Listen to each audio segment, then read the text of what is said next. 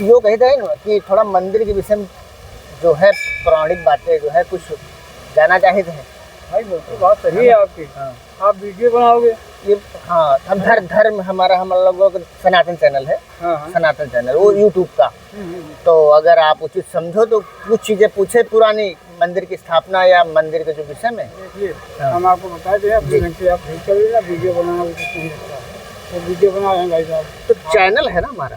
हाँ तो चैनल देखो, ये आजकल की मूर्ति है सरस्वती के अंतर्गत जो किला है, यहाँ राजा सूरज का किला है, आज भी चिन्हित है। आसान से ये थोड़ा लगा ली तो आवाज आएगी। ये लगा, ऐसे लगा ऐसे खोस लो, ऐसे चिमटी बनेगी।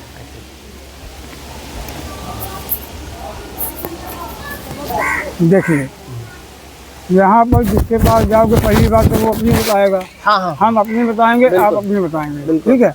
लेकिन जो यहाँ की पौराणिक कथा है, आजकल की मूर्तियाँ हैं स्वयं प्रकट हुई हैं। स्वयं प्रकट हुए। हाँ, मेधा ऋषि के द्वारा राजा सूरज और समाधि नाम वैश्य को आशीर्वाद दिया गया। उन दोनों ने यहाँ तपस्या करी। उस तपस्या के प्रादुर्भाव से माता यहाँ उत्पन्न हुई, प्रकट हुई, ठीक है। उनका स्थान आज भी है, राजा सूरज का किला भी है, समाधि नाम वैश्य की कुटिया भी है और मेधा ऋषि का आश्रम भी है। लेकिन उनमें से कुछ है नहीं, स्थान चिन्हित है थे। क्योंकि यहाँ 57 की लड़ाई में, अंग्रेजों के युद्ध में यहाँ से डोंगरिया खेड़ा तक सब तहस नहस हो गया, यहाँ कुछ नहीं था। बाद में नव निर्माण राजा लोगों के द्वारा कराया गया, जो आप देख रहे हैं आज। नहीं तो यहाँ से वहाँ तक की बस्ती थी, डोंगरिया खेड़ा से यहाँ तक। लोग पूर्वज हमारे बताते हैं कि वहाँ बिल्ली चढ़ती थी तो यहाँ उतरती थी 3 किलोमीटर बाद। अच्छा। समझ लीजिए ये इतना राजा राजधानी थी, डोंगरिया खेड़ा राजधानी थी। राजा राम बख्श सिंह यहाँ के राजा जब हुए तो यहाँ का नवा निर्माण हुआ। ये माता का प्रादुर्भाव तो आजकल से है। अच्छा। हाँ, ये दुर्गा सप्तशती में वर्णन भी है, प्रथम अध्याय में, 11वें अध्याय में। अच्छा, दुर्गा सप्तशती में इसका वर्णन है। हाँ, वर्णन है। वो स्थान यहाँ चिन्हित है, जो मेधा ऋषि का आश्रम आज हम बोल रहे हैं, वो स्थान यहाँ चिन्हित। स्थान तो नहीं मतलब धाराशाही हो गया, लेकिन वो स्थान चिन्हित है। लोग खेत पात बना लिए अगल बगल, लेकिन स्थान अभी चिन्हित है। जैसे राजा सूरज का किला जहाँ पर था वो स्थान चिन्हित है। मेधा ऋषि की कुटिया जहाँ थी वो स्थान चिन्हित, थोड़ी जगह उसको छोड़ दिया। अच्छा, ठीक है। तो इसलिए यहाँ का जो इतिहास है वो 1857 में सब गुम हो गया। 1857 में सब मिटा दिया गया। हाँ, लोग यहाँ कुछ बता ही नहीं। लोग यहाँ के भाग गए, दूर दूर भाग गए। कोई महाराष्ट्र चला गया, कोई भोपाल चला गया, कोई मध्य प्रदेश चला गया, कोई नासिक चला। लोग आते हैं वहाँ से आज भी। अच्छा। हम यहाँ के रहने वाले हैं और यहाँ हमारी कुलदेवी हैं। लोग आते हैं दूर दूर से। हाँ, बम्बई कलकत्ता से आते हैं लोग, नासिक से, जबलपुर से, मलकापुर, बेलगांव, अकोला, नासिक, सब जगह से आते हैं। सब जगह से आते हैं। क्योंकि यहाँ के लोग जो गए तो जहाँ तहाँ बस गए। वो माता चंडिका अंबिका जी हैं। अच्छा, चंडिका अंबिका जी जो ये दो माता, ये मूर्ति यहीं पर निकली है? यहीं पर निकली, जहाँ पर है उसी जगह निकली। हाँ, पहले पुराना मंदिर था, अभी ये 8 में कंप्लीट हुए। नया मंदिर शोभा सरकार ने बनवाया है। इसके पहले जो पुराना मंदिर था उसमें झाड़ी जो है आज भी शिखर में जगी आती थी। ये झाड़ी से उत्पन्न हुई माता। अच्छा, झाड़ी स्वतः जगी आती थी, लेकिन जब ये नवा निर्माण पूरा गिरवा दिया गया मंदिर, माता जी उसी स्थान पे जिस स्थान पे प्रकट हुई, वो स्वयं प्रकट हुई।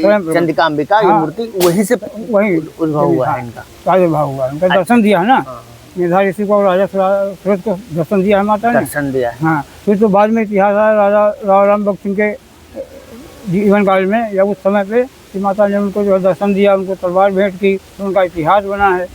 आज भी उनकी राजधानी थी डोंगरिया खेड़ा। तो वहाँ से यहाँ तक चौराहे पे जो मूर्ति आप देख रहे हो, उन्हीं की राजा की है। उनका मेला 28 दिसंबर को लगता है। वहाँ भी अभी योगी जी आए थे, वहाँ डोंगरिया खेड़ा में, वहाँ भी मूर्ति लग गई है। रामेश्वर मंदिर यहाँ से दिखाई दे रहा है, शिखर, वो शिखर दिखाई दे रहा है। स्वयंभू शिवलिंग है। हाँ, स्वयंभू है। हाँ, क्योंकि अब उसी का निर्माण हो रहा था समय उस शासन काल में, जब यहाँ युद्ध हुआ है, उसी मंदिर का निर्माण हो रहा था, बाहरी हिस्सा।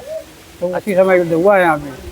वो युद्ध इतना विकराल युद्ध था कि वहाँ से यहाँ तक कुछ बचा ही नहीं, कुछ नहीं बचा। तो इतिहास जो जिनके पास इतिहास था वो तो दूर दूर चले गए। कभी कभी दूर दूर के आदमी आते हैं तो बताते हैं पूर्वज हमारे ये कहते थे, वो कहते थे। हम आप अपने पूर्वजों की बात से नहीं बताते हैं। बिल्कुल, पूर्वजों से ही हमने जो सुना वो हम बताएंगे, आपने जो सुना आप बताएंगे। सच्चाई तो धरातल में है। हाँ, है ना।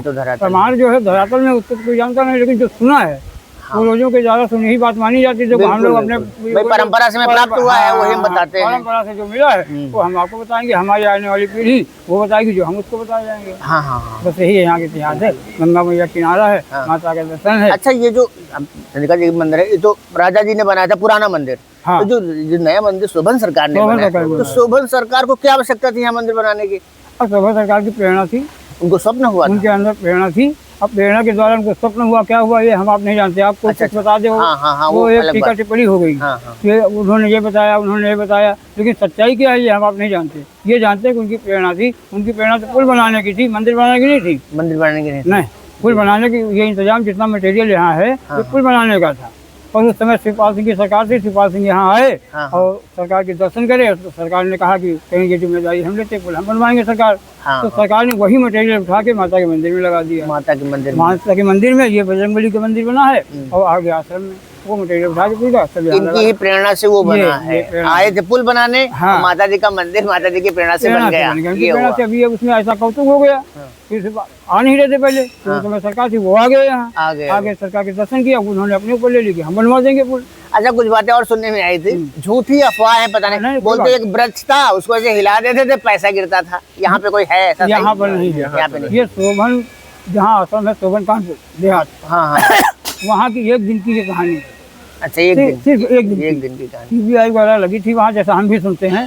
तो कोई अधिकारी आते, बड़े अधिकारी, उन्होंने उनसे प्रश्न किया था कि पैसा कहाँ से आता है। तो जिस पेड़ के नीचे वो बैठे थे, और पीपल का है या बरगद, वहाँ तो कई पेड़ हैं, हमने भी आंखों से देखा नहीं, सुना हमने भी है। उसी समय उसी पेड़ को हिला दिया तो पैसे वहाँ गिरे थे। तो एक दिन की कहानी है, एक दिन की, सिर्फ एक बार की कहानी है, बाकी सारे अफवाह हैं। वाकई अफवाह है। अच्छा, बड़ा आश्रम यहाँ भी, वहाँ भी पीछे भी पावड़ नदी के, हाँ, ये दूधी का इन्हीं का आश्रम है, इन्हीं के गुरुजन का आश्रम। वो भी दूधी का, ये भी आश्रम है। अब उनके एक चीज है, मोदी सरकार को नया निर्माण करा रहे हैं। बीच में आपने देखा होगा, अगर उधर गए होते, बीच में सर नया निर्माण हो रहा है। नया निर्माण, यह निर्माण एक सेनपुर में है आश्रम, वहाँ भी निर्माण कराया है। अच्छा, शोभन सरकार ने जहाँ जहाँ भी कराया भव्य कराया है। भव्य करा, हाँ, बहुत विशाल है। भव्य भंडारा होता था, भव्य आगंतुक आते थे, भव्य आस्थान भी बनाते थे।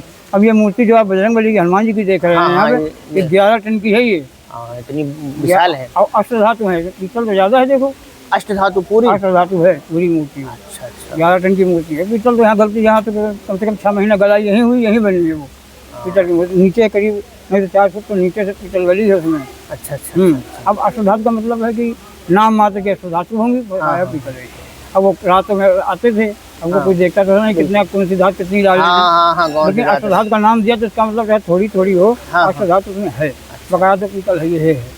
तो ऐसी भव्य मूर्ति बनाई गई आज नहीं तो कल। अब ये कहा उनका शरीर नहीं रहा, त्याग दिया उन्होंने अपनी मर्जी से। नहीं, अब तक तो यहाँ बहुत कुछ हो जाता है, बहुत विकास हो जाता है। उन्होंने अपने ही कह रहे थे अपने ही समय में दूसरा पुल का निर्माण कराना है, बड़ी योजनाएं थी उनकी। हाँ, बड़ी योजना। ये जो इतना ये घाट बना है उनकी योजना थी। अच्छा, बाद में सरकार ने बनवाया, मान लो योगी जी यहाँ आए थे, उसके बाद ये घाट का निर्माण हुआ। ये जितना आप देख रहे हो, अगर वो सरकार होते तो बहुत सोच लंबी थी, लेकिन समय काल के अनुसार जो कुछ हो गया हो गया। अच्छा, आप कितने वर्ष से यहाँ आप परिकर की सेवा कर रहे हैं? हम परिकर की सेवा अपने जन्म से कर रहे हैं। आप मान लीजिए हम 3 साल के रहे होंगे तो हम मंदिर में झाड़ू पोछा करते हैं। 3 साल से? बचपन से ही? बचपन से माता के साथ आना यहाँ मंदिर तो क्या मतलब, आप लोगों की ड्यूटी यहाँ लगती है। अच्छा, है ना, हम लोग पंडा आप लोग पूर्वज करते ही आ रहे हैं मंदिर की सेवा? हमारे पूर्वज ही करते आ रहे हैं। आपका क्या शुभ नाम है? हमारा नाम रविशंकर तिवारी है।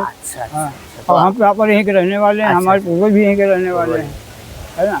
अब 40 साल तो लगभग हमको हो गया। 40 वर्ष करते? 40 साल हो गया। अब यहाँ माता की सेवा में कुछ ड्यूटी लगती थी।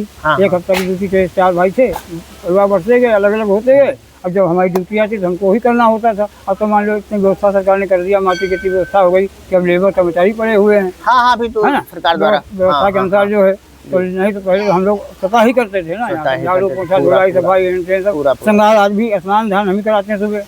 जिसकी ड्यूटी होगी स्नान सुबह को वही कराएगा आप लोग। हाँ, तो वो तो ड्यूटी लगी हुई है। हाँ, ये है यहाँ का सिस्टम। जिसकी ड्यूटी होती वही वहाँ का कार्यभार देखता है, माता की जिम्मेदारी उसी की होती है।